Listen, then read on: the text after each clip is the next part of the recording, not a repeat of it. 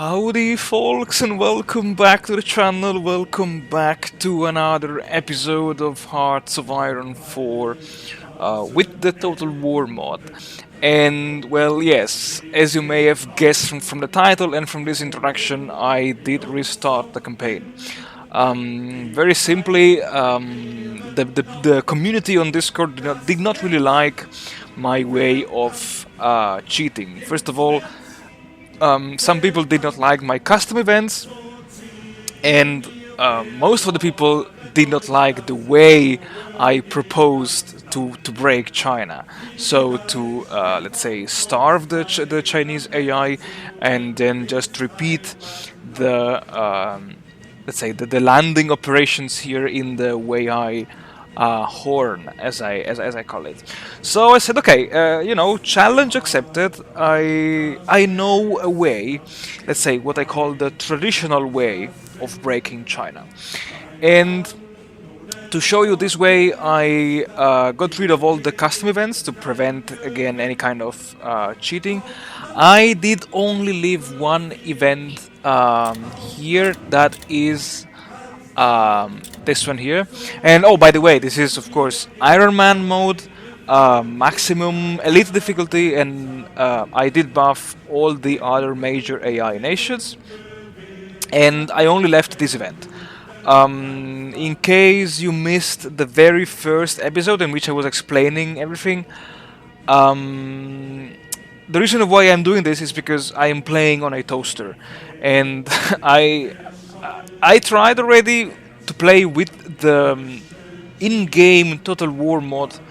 I would say performance rules that basically will prevent some countries from training troops and building industries, but this does not work because my game lags already in 1939. What I found for me is that if I physically remove some nations from the map, things will go much more smoothly, let's say. And to this goal, I kept this event that I have slightly modified, because this event will basically force Sweden to annex several nations that, in my opinion, are not really relevant for the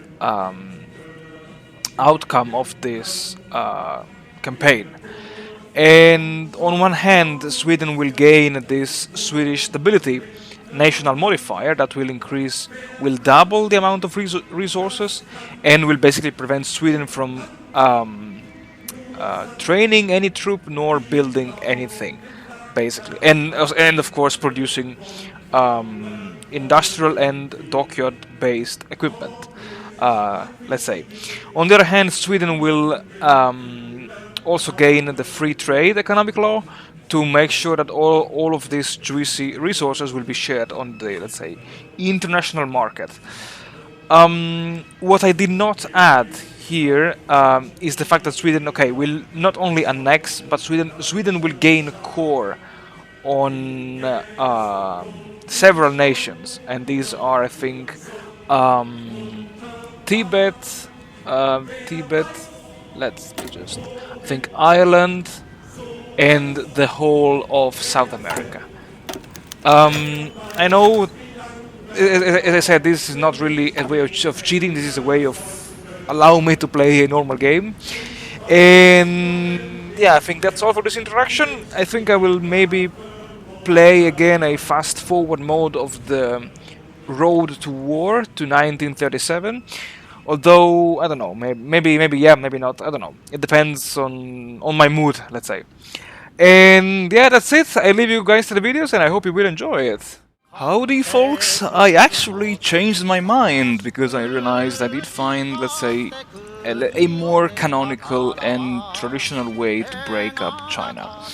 And first of all, let me just quickly explain it to you. So briefly, I did restart the game, yeah, as you've seen, and not so many things have changed since my last playthrough. So I went through the extra research slot, factories, bicycles, and then naval infantry, the partial mobilization, the chief of general staff, and then I went through the defensive measures, better relations with Germany, industrial cooperation with Germany, and now I'm doing the Marco Polo Bridge incident, which is now in July of 1937. I did also manage to train two more infantry divisions, and I converted two cavalry divisions into motorized divisions here. And I did have enough equipment to make sure that all of my armies do have, let's say, the highest motorization priority, because supplies are going to be a big, let's say, component of the strategy. Compared to the last attempt, the exploity, gamey, and cheesy one of just taking Beijing and Tianjin and then just letting the AI starve to death, this time I took control of the expeditionary forces of Manchukuo, yeah, and I assigned them, all of them, to an army with one of my best general. And the goal of the, let's say, Manchukuo army is to ideally hold the left flank. Actually, if I see it from the north, this would be the right flank of the operations, and basically just prevent the Chinese from attacking me and trapping me behind. Now the Marines divisions in this strategy, which is the most common one, I will basically proceed by doing a kind of coastline hopping campaign. So I will basically launch a first amphibious invasion here in Weihai, and then from Weihai I will launch an attack in Shanghai, from Shanghai to Ningbo, and from Ningbo either Fuzhou or Wenzhou, I don't know.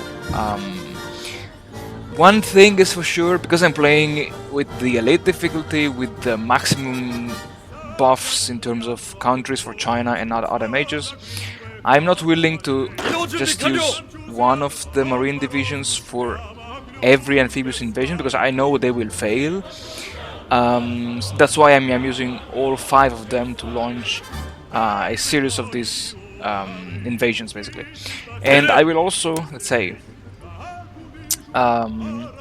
use the remnants of the second army here to basically provide some garrison support here for these troops.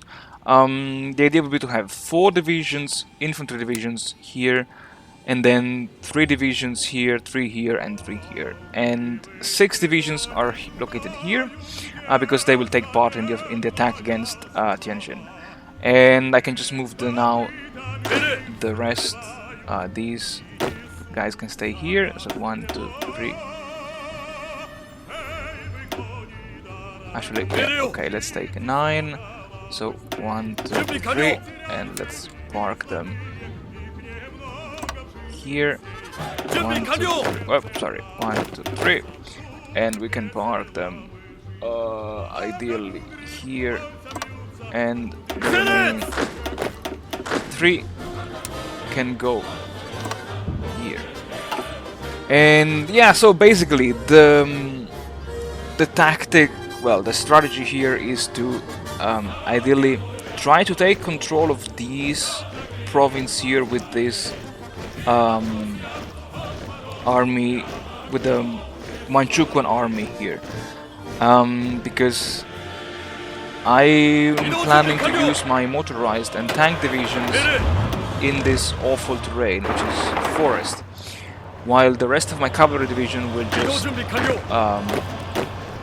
parked here behind, and will take part in the China offensive once Tianjin has fallen. The idea is to take this province and maybe then use the tank and motorized division to just start pushing along these areas here. These are 2 forests, hills, hills, and then here we have plains, because at the same time I would like to push, first of all, take control of Beijing, and the whole first army will participate in the attack against Beijing. And once Beijing has fallen, I will basically just start to push the enemy southwards. At the same time, some troops will take part in the offensive against Tianjin. And once Tianjin has fallen, the cavalry division can just pour down. And while some of the cavalry will just join here to seal off this big pocket. The remnants of the cavalry can just pour down here and seal off this horn, and ideally taking King Dao away from the Chinese. And once the front line has consolidated, I'm planning, let's say, some minor pockets. Ideally, I would like to exploit the relatively flat terrain over here, and of course I will have to attack next to the supply hubs. So here in this direction, here, and here. I would like to take control of these, and then from here either launch an offensive southwards to link up with the Marines and the infantry pushing from the south, or just swing east towards Nanjing first, clean up this pocket here, and then from Nanjing push southwards here and here. And yeah, so that's the basics of the strategy. I'm gonna let you guys to enjoy the video with no commentary because you've seen everything already, and then yeah, so sure, let me know in the comments below what you think, and as always, take care, stay tuned, and leave a like and subscribe.